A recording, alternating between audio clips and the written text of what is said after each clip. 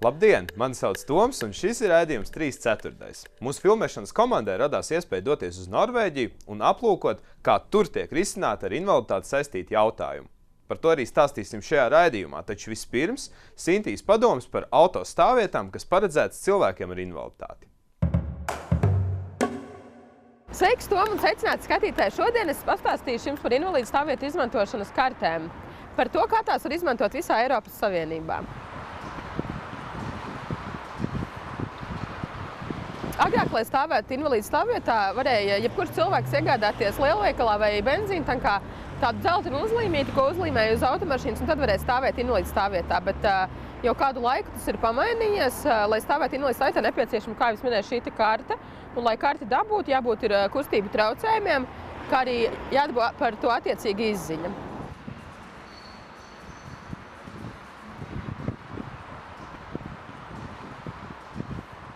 Šīs stāvvietas invalīdi viņas atvieglo ikdienu. Viņas ir speciāli paredzētas cilvēkiem, kas pārvietojas ratiņkrēslā, un cilvēkiem ar citiem kustību traucējumiem. Bet, lai varētu izmantot šīs speciālās stāvvietas, kas tiešām atvieglo dzīvi uzsvaru, ir nepieciešama šī karte, lai attiecīgi netiktu uzlikts sods automašīnai, un ar šo karti mašīnu var novietot daudzās vietās bez maksas.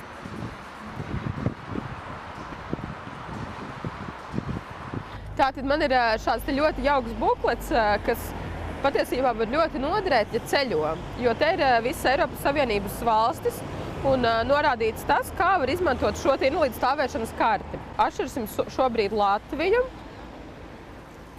un tur rakstīts ir, ka invalīdu stāvvietu izmantošanas karti var novietot automašīnu speciāli marķētās invalīdu stāvvietās visā valstī bez maksas un arī uz ielām, kur ir zīme stāvēt aizliegts un apstāties aizliegts. Es gan no savas pieredzes varu teikt, ka man ir uzlikts sods stāvot šādā vietā, bet ar šo zīmi mašīnu nevar novietot privātās stāvvietās. Tās ir kaut kādas īpašas maksas stāvvietas.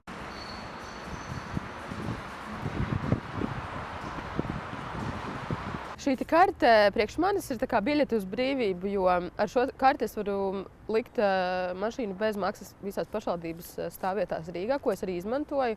Kādēļ tam tā būtu jābūt, jo es uzskatu, ka es esmu nedaudz spiesta braukāt ar savu privāto mašīnu, kas, protams, ikdienā izmaksā daudz dārgāk kā sabiedriskais transports, taču, kā mēs zinām, sabiedriskais transports nav līdz galam pieejams.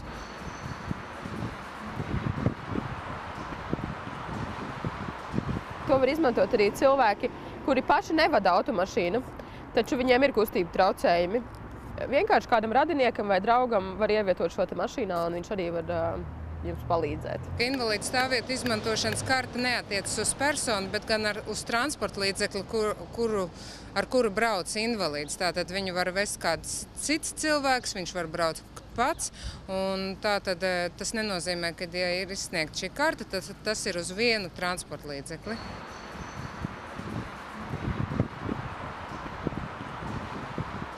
Mēs esam tā iestāde, kas izsniedz invalīdu stāvvietu izmantošanas kartes, bet mēs nepiešķiram invalīdu stāvvietu izmantošanas kartes. Tas nozīmē, ka veselības ministrija attiecīgiem cilvēkiem, kuram ir šīs indikācijas, izsniedz izziņu, kas atļauj viņam saņemt šādu invalīdu stāvvietu izmantošanas karti. Cilvēks ierodas CSDD nodaļā, un viņam ir veselības un darbspēju ekspertīzes valsts ārstu komisijas izsniegta izziņa, ka viņš var saņemt invalīdu stāvvietu izmantošanas kartes. Viņam ir jābūt šie izziņai līdz, kā arī vienai fotogrāfijai 3x4 cm.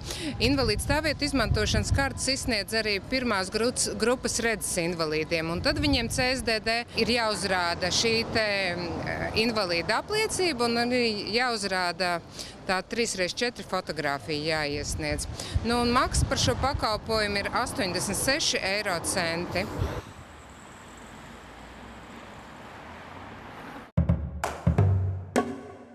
Nacionālajā rehabilitācijas centrā Vaivari norisinājās pielāgotās peldēšanas mācības. Arī mēs bijām klāt, lai noskaidrotu, kas tās tādas īsti ir. Un klāt arī bija 2 eksperti no Lielbritānijas, kas arī pasniedz šīs peldēšanas nodarbības.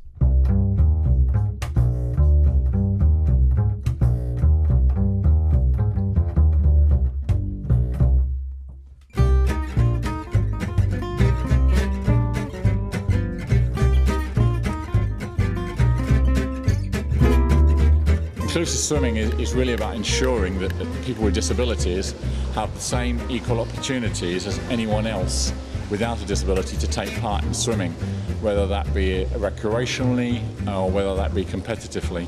So it's ensuring that we remove the barriers that prohibit people with disabilities taking part in any sport, in this case, swimming. The key thing is that we're talking about swimming.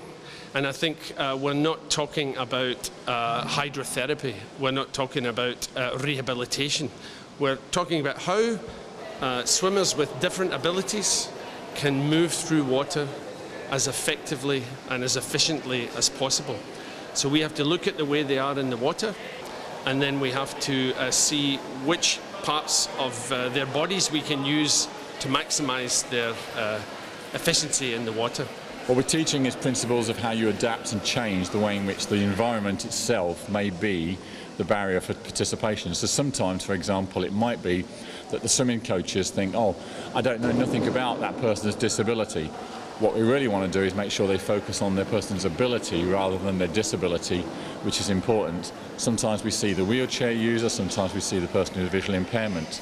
And actually what we don't see is their ability behind that particular impairment, and that's what we want to do. Mārtiņš, piemēram, ir 9 paralimpisko medaļu ieguvējs, un viņš uzskata, ka ik viens cilvēks ūdenī var iemācīties justies labi. Un svarīgi ir skatīties nevis uz to, ko cilvēks nevar izdarīt, piemēram, invaliditātes dēļ, bet gan uz to, ko viņš ir spējīgs izdarīt. Šos kursus Vaivaros apmeklē gan fizioterapeiti, gan studenti, gan arī citi, kam pielāgotā peldēšana varētu būt noderīga. Tas, ko mēs gribētu domāt, kad cilvēki, kas piedalās seminārā, iegūst šo praktisko pieredzi, jo uzsvars principā nav uz invaliditāti, kad pie tādas un tādas invaliditātes tā un tā ir jādara, bet uzsvars ir tieši uz cilvēka spējām, to, ko viņš var izdarīt. Un kā to, ko viņš var izdarīt, mēs varam īstenot ūdens vidē. Patiesībā tie cilvēki, kas šobrīd ir grupā pie mums, ir gan sporta pedagogi, gan treneri, gan fizioterapeiti, gan topošie, gan treneri, gan sporta fizioterapeiti, gan skolotāji. Un, viņiem tā ir unikāla iespēja, jo studiju kursu programmās ir ļoti minimāli iespēja apgūt kaut ko par ūdens terapijām, īpaši praktiski. Un vēl jau vairāk praktiski nav tādas iespējas apmācīt šos speciālistus pielāgotā peldēšanā.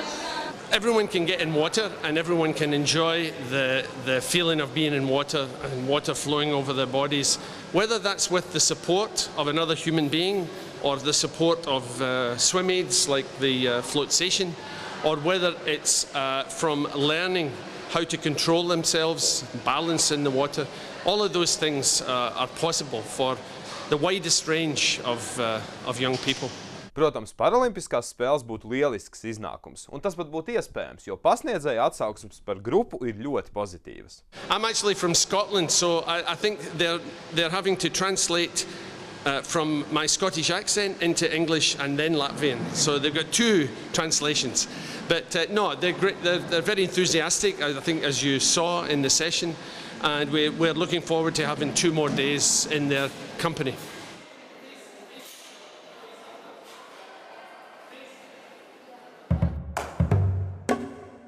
Un tagad raidījumu turpināsim, kā jau minēju pirms tam, ar interesantu stāstu no Norvēģijas.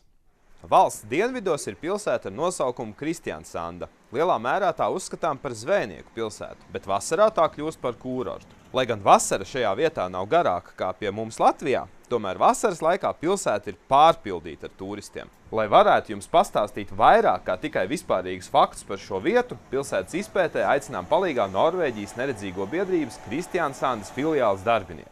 Šarlote ir filiāles vadītāja un ikdienā nodarbojas gan ar administratīviem jautājumiem, gan arī tīri praktiski konsultē atbildīgās personas par universālo dizainu un kā to pielāgot dažādās vietās. Vides pieejamība Norvēģijā ir visai augstā līmenī, bet Šarlote 10 balvu skalā to vērtē ar 7, jo viņas prāt vēl ir ļoti daudz darāmā, un universālā dizaina normas joprojām daudzos gadījumos tiek ignorētas. I think they have some ideas that universal design is boring. It's static and boring, and it's not true. It's developing. You have different kind of signs, leading signs, colors and materials.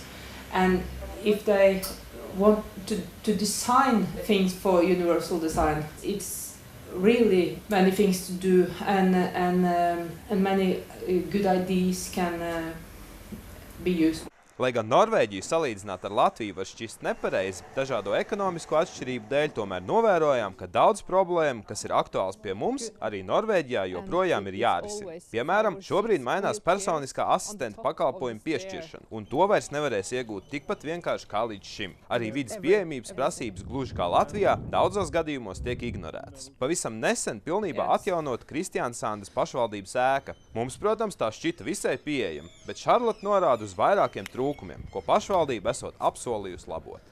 This is not good, not at all. They are going to mark the glass. It's not been done yet. Why isn't the sign on the black part beside the door, not on the glass? You see? Runājošs lifts, vadlīnijas, kontrastēni izgaismotas kāpnes.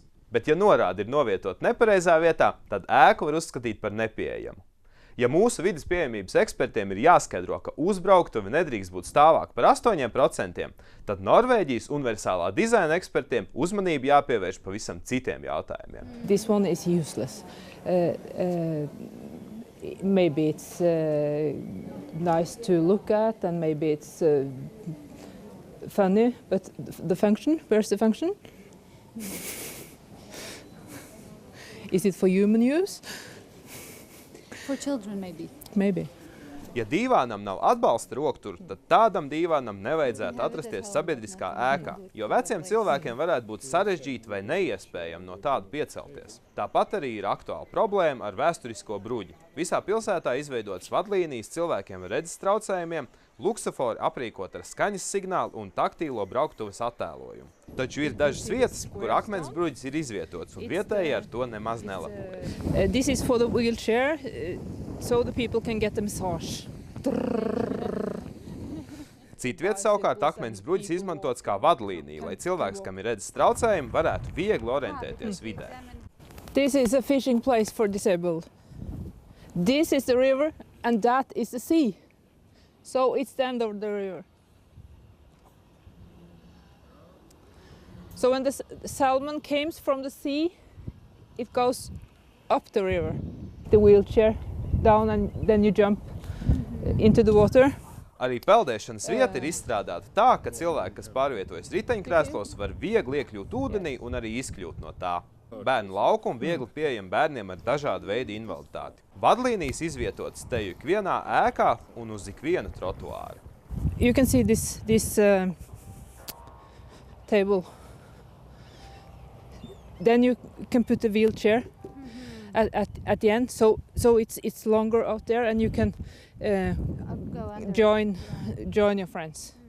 It kā tikai detaļas, bet tajā pat laikā Kristiansandā ikvienam iedzīvotājam un pilsētas viesim ir iespēja justies ērti. Pie ikviena objekta būvniecības pašvaldībai ir jākonsultējas ar nevalstiskajām organizācijām par vides pieejamības un universālā dizaina nodrošināšanu.